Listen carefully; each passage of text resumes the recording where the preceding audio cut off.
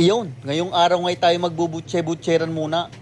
Nililinis ko ulit, may dumating na hulam kanina galing sa farm. Dumating nga rin kaninang umaga, sakay ng tricycle. Ay hapon na ngayon, kaya firm na ang karne na rin, kaya pwede nang gayatin.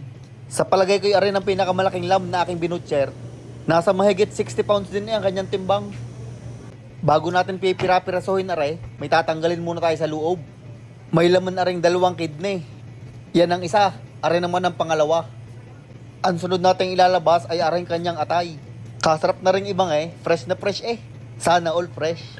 At yun, nawawala pa nga ang puso. Nakalimutan na atang ilagay. Alayain at baka nagutom yung nag-slaughter. Atin lang ari lilinisin ng kaunti at ari pambenta na. Ay tatanggalin din nga pala natin aring updaw.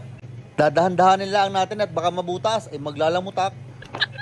Dinin naman sa 2 kidney, tatanggalin lang natin yung mga tabang nakapalibot. At gayaan ang magiging itsura niyan.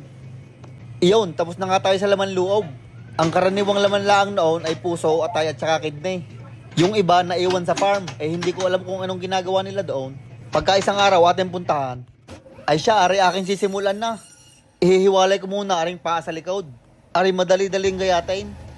Ibubukan nyo lang yung 2 paa at hahatiin natin sa gitna, parang gayaan. Atin uling ibabalik aring kabaak din sa banso. At puputulin naman natin ang kanyang liig. Pagkatapos sa liig, ari namang paa sa unahan. Gayon din ang gagawin din sa paa, bibiyakin natin sa gitna.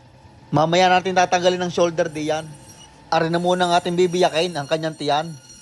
Bali nandini ang ribs at saka ang kanyang loin. Ihihiwalay naman natin ang kanyang ribs din sa loin. Nginungusuan ko rin para pantay ang aking gayat. Pagdating naman din sa loin, gagayatin natin ang papagarnay. Ari ang tinatawag na loin chop o kung minsan lamb chop. Isa ari sa pinakamabilis maubos. Ang ginagawa nila din minamarinate tapos ibabangay. Pagdating naman din sa lieg, gagayatin lang ng pagarinay.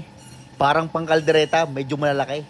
Ay sa patagal ng patagal ay patulis na patulis ang aking uso. Ay gayon ho talaga hindi mapigilan. Ari, ihihiwalay na natin ang kanyang shoulder sa paa. Gayon din ang gagawin nyo diyan sa kabaak. Hindi ko na sana ari tatanggalin kaso may order. Di na naman sa isang loin, kukuha tayo ng pang rack of lamb. Sa may gitna natin ari bibiyakin. Bibilang lang kayo ng 8 ribs at doon natin puputulin. At ang kabaak niyan, gagayatin natin ng pang lamb chops. Aring ribs naman, lilinisin lang natin. Tatanggalin lang natin yung mga sobrang karne. Gagawa naman tayo din ng rack of lamb. May umorder na rin kaya kailangan gawin.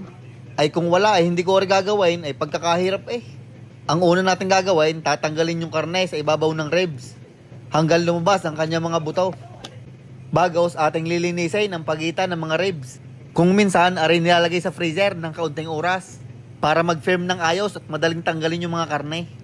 Pagkatapos noon, tinanggal ko nga rin aring taba sa ibabaw. Ayaw daw ng customer na may taba. Tatanggalin lang natin aring mga silver skin.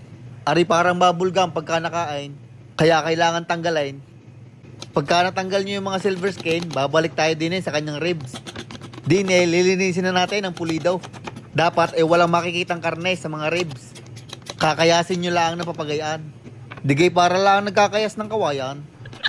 Iyon, at pagkalipas ng ilang oras ay natapos din.